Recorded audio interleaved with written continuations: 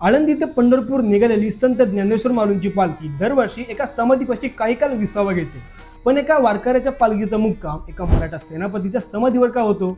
तर ही समाधी आहे पाटील ए हिंदुस्तान महादजी शिंदे यांची. दिल्लीवर पुन्हा भगवा फडकवणारे, दिल्लीचा बादशाह बदलाची ताकद ठेवणारे, पण त्याचबरोबर गळ्यात तुळशी माल आणि कपाळावर उभा वैष्णवगंध लावणारे महादजी शिंदे हे हाडाचे वारकरी देखील होते. रणांगणावर तलवार गाजवणारे पाटील बाबा हे रिकाम्या वेळेत हाती विणा घेऊन भजन करायचे. भगवद्गीतेवर भाष्य करणारा माधवदास त्यांनी हे ग्रंथ देखील लिहिले आणि काही अभंगाची रचना देखील केली. इतकंच नव्हे तर त्यांनी आळंदीतील ज्ञानेश्वर माऊलींच्या समाधी मंदिराचा आणि परिसराचा जीर्णोद्धार केलाय. त्याचबरोबर त्यांनी पालखी सोहळ्यासाठी मोठे योगदान देखील दिले. पुढे त्यांचे जावई शितुले सरकारांनी ही परंपरा चालू ठेवली. त्यांच्या याच कार्याच्या स्मरणार्थ आजही माऊलींची पालखी पुण्यातील शिंदे छत्री या महादजी शिंदेच्या समाधीस्थळी काही काल विसावा घेते. एवढेच नाही, ते चैत्र महिन्यात माऊलींच्या समाधीला चंदन उटीचा लेप लावताना त्यांना राजेशाही पोशाखासोबतच शिंदेशाही पगडी परिधान केली जाते. म्हणूनच महादजी शिंदे हे धारकरी होतेच, पण ते हाडाचे वारकरी सुद्धा होते.